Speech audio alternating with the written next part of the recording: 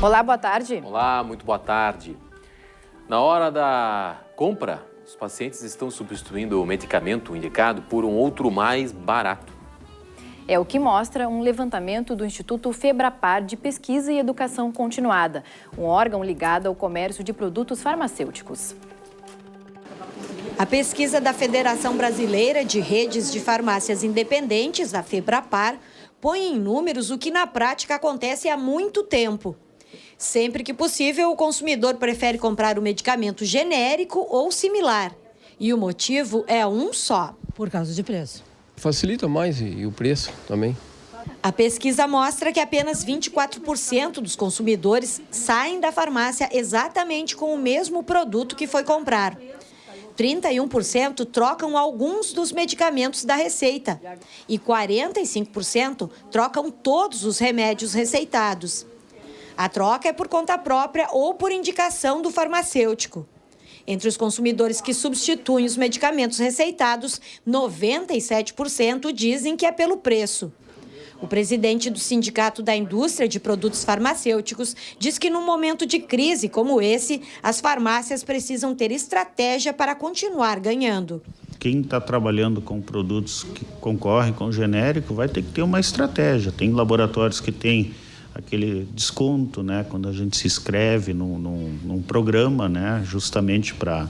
Então, cada um tem a sua tática e sua estratégia para fazer frente a isso. E eu acho que quem ganha com isso é o consumidor.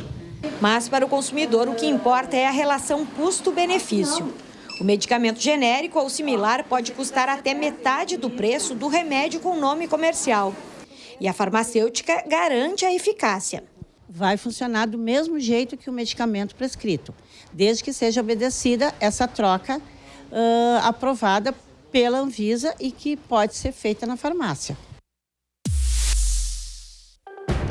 A construção de 2 novas plataformas de petróleo em Rio Grande deve gerar 4.500 empregos diretos e indiretos. A Petrobras assinou contrato com o consórcio QGI para a montagem da P75 e da P77, que vão explorar o pré-sal.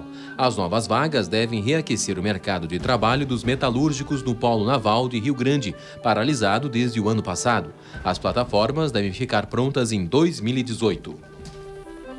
A greve nacional dos bancários completa 31 dias nesta quinta-feira. Segundo alguns líderes da categoria, é a mais longa paralisação das atividades desde 2004.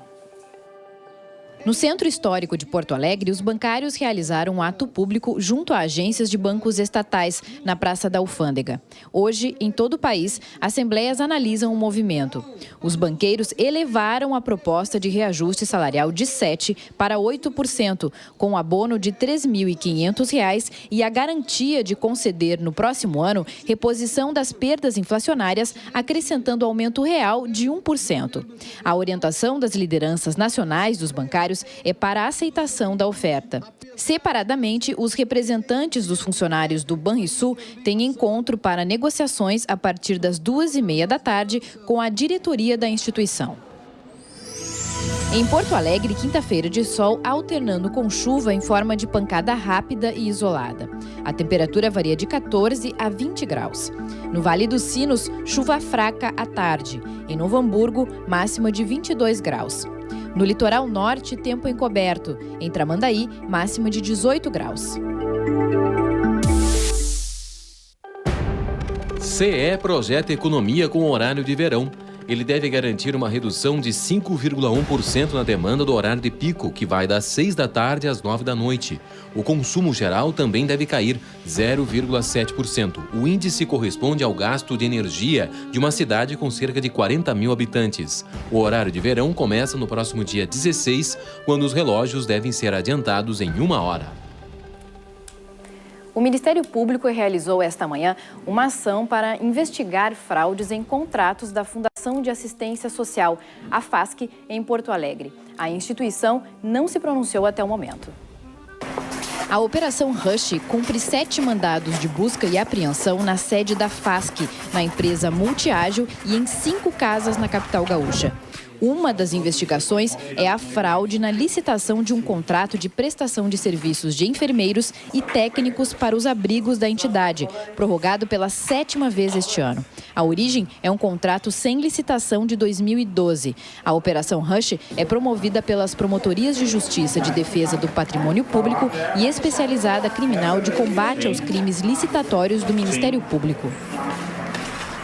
Eleições 2016. Dados do Instituto de Pesquisas de Opinião mostram que cada vez mais os eleitores estão votando com foco nos candidatos e não nos partidos.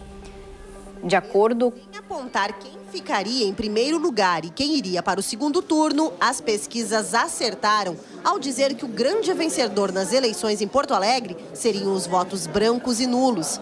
Essa é a opinião de Elis Radman, mestre em ciência política. Coordenadora de um instituto de pesquisa, ela diz que nas enquetes com os eleitores, 95% disseram não acreditar em partidos políticos. Os partidos só existem com a participação e a representação da população. Quando os partidos são dispensáveis, eles precisam rever as suas bases. Vejam, hoje os partidos políticos estão fadados à base jurídica e legal. Eles existem porque a democracia, do ponto de vista legal e jurídico, os organiza. Mas o eleitor não reconhece esses partidos e vota na pessoa do candidato. Ainda segundo o levantamento, 20% dos eleitores da capital admitiram que votam em troca de favores pessoais, como cargos no governo ou cestas básicas. E metade não se interessa pela ideologia dos candidatos. Segundo a pesquisadora, são estes que vão decidir quem será o próximo prefeito. Ela aponta o surgimento de um novo perfil de eleitor, que apesar de mais crítico, não é o mais consciente. A consciência política pressupõe o voto por critérios políticos, por partido, por ideologia, por interesse de classe ou por projeto político. A maior parte dos eleitores não vê diferença entre um partido e outro.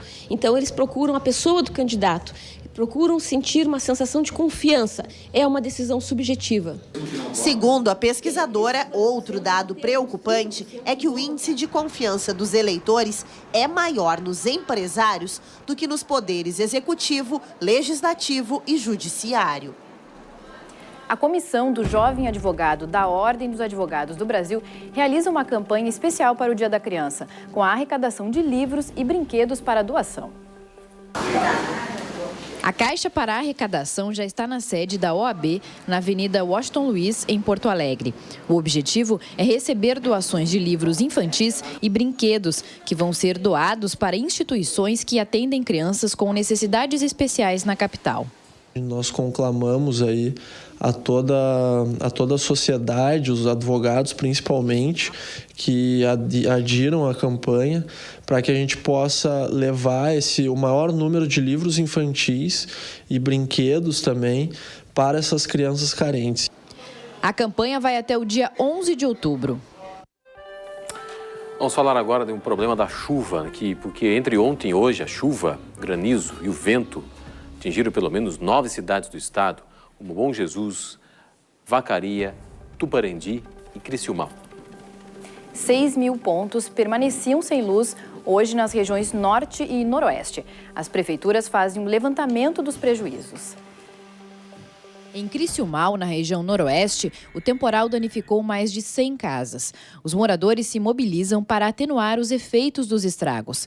Lonas já foram distribuídas nos municípios mais atingidos. Árvores caíram e plantações foram prejudicadas.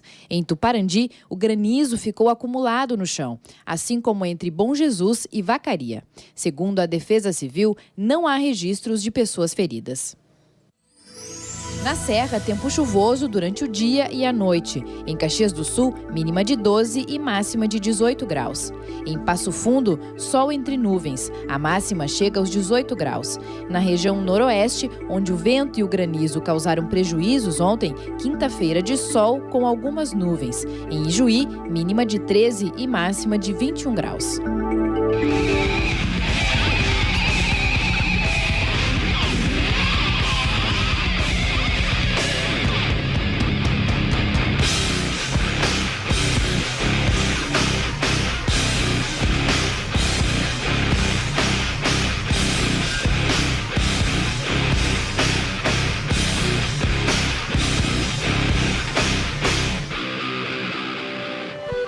Veja daqui a pouco. O seminário em Novo Hamburgo debate inovação tecnológica e iniciação científica. E em instantes, Rio Grande do Sul melhora desempenho no Enem, mas ainda está muito longe do ideal.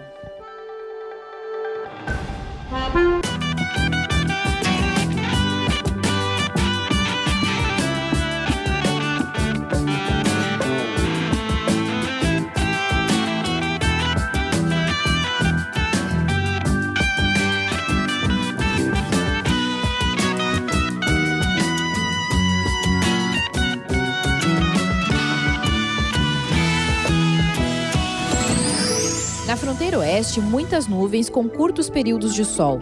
Em Uruguaiana, faz mínima de 14 e máxima de 22 graus.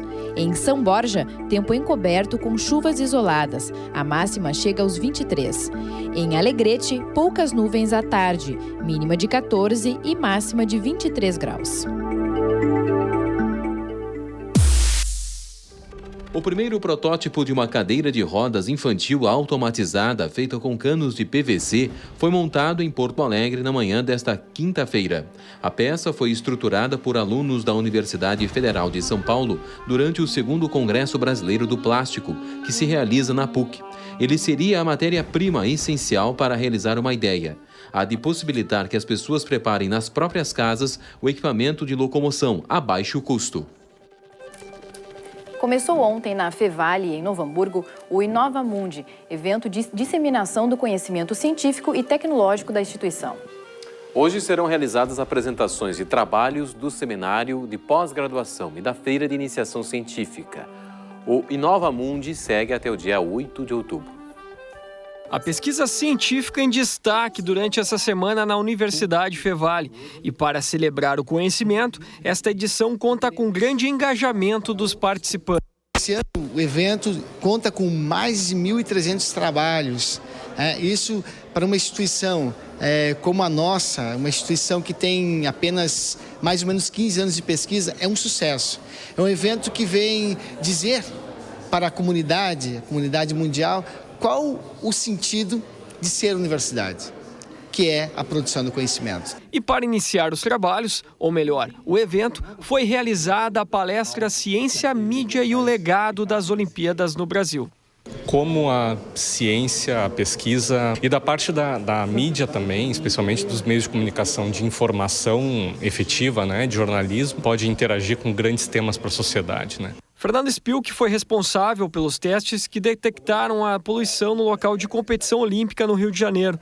Ele dividiu o palco com Peter Pregman, diretor de notícias da The Associated Press no Brasil, agência que encomendou o estudo, e Brett Brooks, jornalista responsável pela matéria. Da relação entre o jornalismo e a comunidade científica, é uma relação muito importante, porque a gente, os jornalistas, precisam, os científicos, e acho que também vou dizer que os científicos precisam de nós, No caso do Rio, a gente, Associated Press, com o Fernando Spilk, a gente fez uma investigação muito grande durante 1 ano e meio do esgoto, do saneamento do esgoto no Rio, e a gente chegamos à conclusão que as águas, como muitas pessoas sabem, são muito sujas, Então, isso foi possível por essa relação, entre a ciência e o jornalismo. Melhorou o desempenho dos alunos gaúchos na última edição do Enem, mas o Rio Grande do Sul ainda não conseguiu passar da 6ª posição no ranking nacional, mesmo posto que ocupava no ano anterior. Para conhecer melhor as eficiências do nosso ensino, a Secretaria da Educação está desenvolvendo um sistema próprio de avaliação. Esta escola estadual, com 700 alunos e infraestrutura simples, ficou entre as instituições públicas gaúchas com melhor colocação no Exame Nacional do Ensino Médio. Segundo a diretora, a parceria entre pais e professores foi fundamental para esse resultado. É um resultado de um trabalho da parceria dos professores, do comprometimento dos nossos professores, da direção e também a espontaneidade e a parceria dos pais, da família, a família atuando aqui na escola. O estudante Lucas vai fazer o Enem este ano. Para ele, o bom desempenho da escola é um estímulo. Eu acho que eu vou ir bem, pelo menos em redação, eu acho que eu vou ir muito bem, Já que o índice da redação da nossa escola foi nas alturas. e é por esses números que nós estamos ganhando essa representatividade. O Instituto Nacional de Estudos e Pesquisas avaliou quase 15 mil escolas em todo o país participantes do Enem. Se fosse considerada apenas a rede pública, o Rio Grande do Sul sairia do 6º para o 2º lugar no ranking. Para o secretário estadual de Educação, os índices da pesquisa, apesar de positivos, estão longe do ideal. Na realidade, os índices, de uma maneira geral, em todo o país, eles são muito baixos. Então, nós temos que adotar uma série de providências para que a gente possa reverter essa situação e qualificar a educação do Rio Grande do Sul. Nós vamos ter um sistema de avaliação próprio, regional, que vai possibilitar que nós possamos fazer uma análise regionalmente. A média do Rio Grande do Sul entre escolas públicas e privadas subiu de 518 pontos em 2014 para 525 em 2015. Esta instituição particular no bairro Rio Branco, na capital, ficou com a melhor posição em sua categoria no estado. Para isso, adaptou seu currículo. Nós começamos a batalhar para que eles saíssem bem no Enel, porque até então a gente fazia tudo para eles saírem bem, para saírem bem. Não era assim grandes interesses que aquilo ali acontecesse. E depois que a gente viu que era um portal para eles, se abriu nesse sentido. Este ano, o Enem será realizado nos dias 5 e 6 de novembro. Aulas de autoescolas começam a ser filmadas no estado. Na região de Lajeado, a medida do Detran está valendo desde o final de setembro. Acompanhe na reportagem da TV Univates. Câmeras foram instaladas nos veículos dos Centros de Formação de Condutores, os CFCs da região. O novo equipamento atende a uma medida do Detran que exige a gravação de imagens e sons nas aulas práticas da autoescola. Temos aí um índice de acerto e aprovação em 60% da instalação. A aula ela é feita ao acompanhamento de filmagem, né, e manual. Qualquer eventual falha dá para se regularizar manualmente no sistema. As mudanças são implantadas aos poucos em todo o estado. A instalação do sistema, que é composto por câmera e tablet, custa em torno de R$ 2.500 por veículo. A aula é 50 minutos. O sistema não para antes dos 50 minutos. Ele tem que ser efetivado e o candidato tem que estar presente, o instrutor tem que estar presente.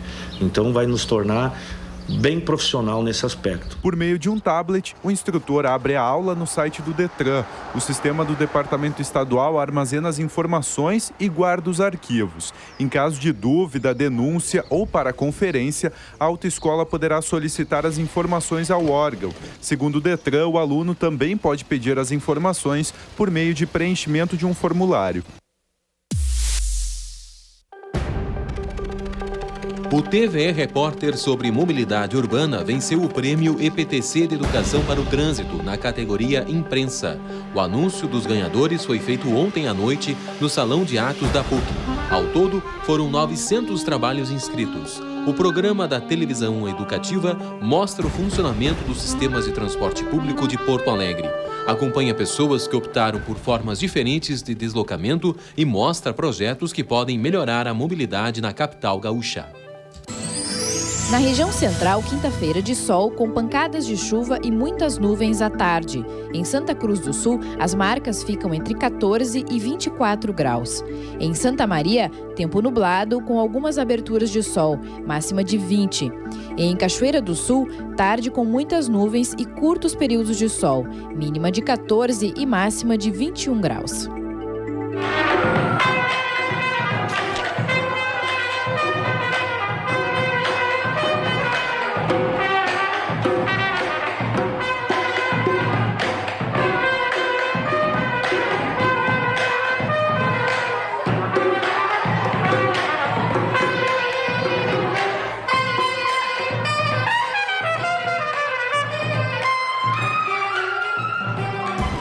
Veja a seguir, Festival Multimídia combina música e performance audiovisual em Porto Alegre.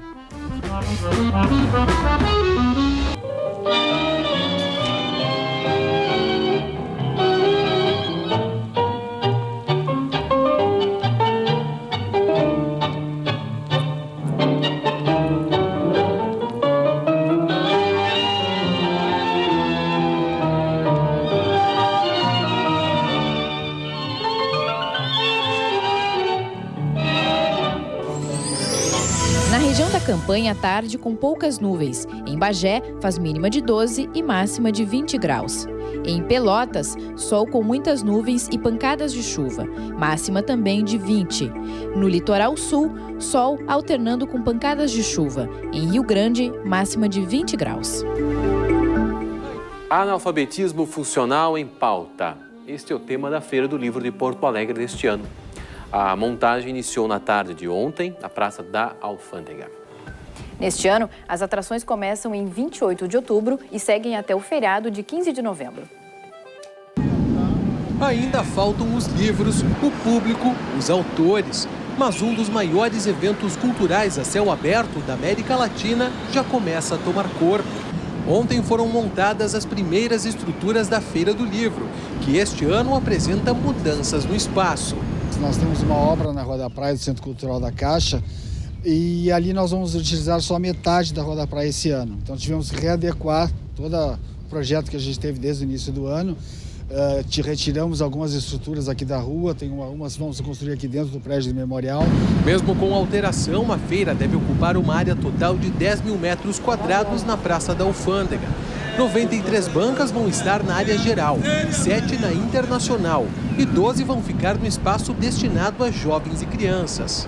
Eu acho legal para as crianças, assim, para incentivar mais a leitura, porque não tem muito, né, hoje em dia. Ninguém quer ler muito, quer ver filme, escutar música, mas ler é raro. Mas eu acho que é importante, sim.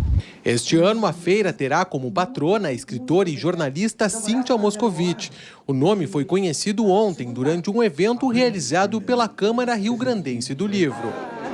Mais de 50 anos dedicados à literatura brasileira. Considerada uma das maiores escritoras de língua portuguesa do século XX, vencedora do prêmio da Associação Paulista dos Críticos de Arte em 77 pela sua obra Ficções e o Jabuti de 1984 por Cantares de Perda e Predileção. Essa é Hilda de Almeida Prado Hilst, mais conhecida como Hilda Hilst.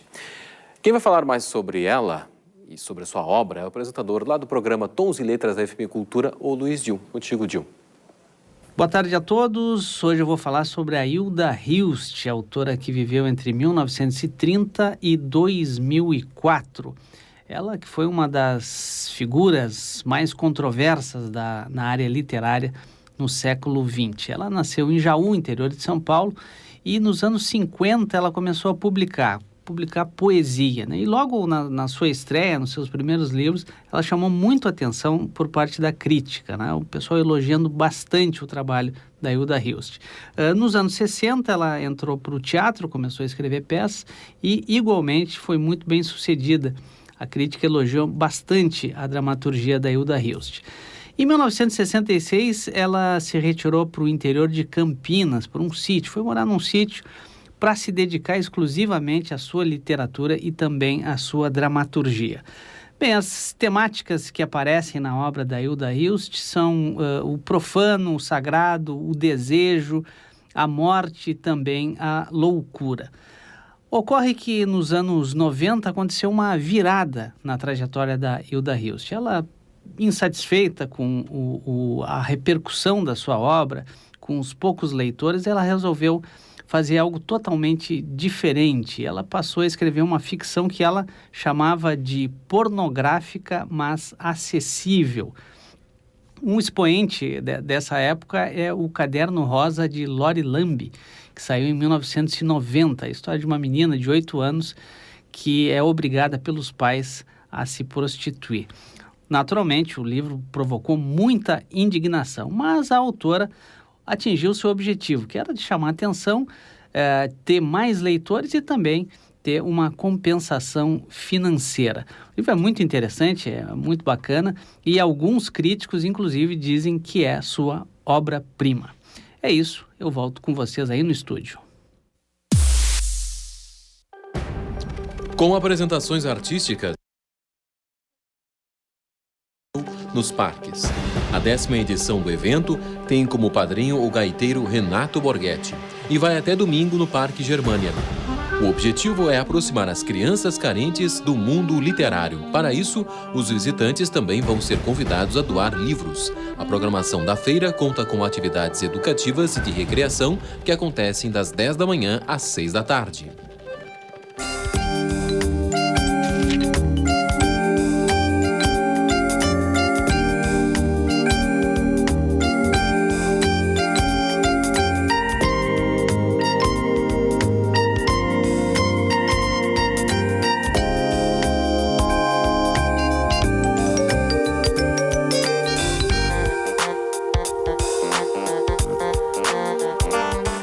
Festival de Imagem e Som apresenta artistas e atividades multidisciplinares que utilizam tecnologia para a criação de seus trabalhos.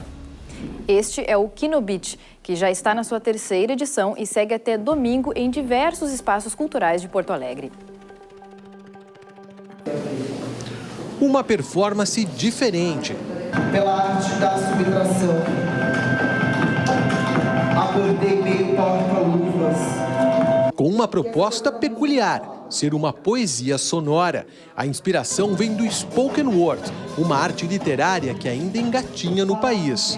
Esse tipo de linguagem que tem dentro da performance que a gente chama de spoken word, que no Brasil não tem uma, assim, para a língua portuguesa não tem uma definição muito específica, não tem uma tradução direta, mas são artistas que trabalham a relação da palavra com a música. A performance abriu a 3ª edição do Festival Kinobit, que mistura música e leituras audiovisuais. Então a gente explora desde da música como espetáculo, da música como ruído, da imagem como da imagem expandida, do cinema expandido, da performance, da exposição. Então é um festival que junta todas essas linguagens e expressões em 5 dias de programação. E são tantas expressões que é impossível não estranhar. Primeiro, a gente nunca entenda esse tipo de performance, porque no geral tem algo por trás, alguma coisa mais profunda. É legal esse estranhamento, essas primeiras impressões assim que já nos dão um panorama do que ela quis dizer. Assim. O evento ocorre em 5 espaços culturais de Porto Alegre, mas as performances não são exclusividade do festival. Na própria Galeria Península é disponibilizado um programa de residência em artes. Esse programa ele fomenta as práticas de performance, né? E a gente tem um grupo de pesquisa também, que se encontra quinzenalmente para discutir, ler textos. E essa é a nossa 3ª residência, né? De prática em performance. E aí o foco é a arte sonora e por isso que fechou com a proposta do Festival Kinobit. O festival ocorre até o domingo e tem entrada gratuita. Canal Aberto volta amanhã. Você fica agora com um plano de jogo. Mais informações da 2ª edição, às 7h15 da noite. Boa tarde para você. Boa tarde.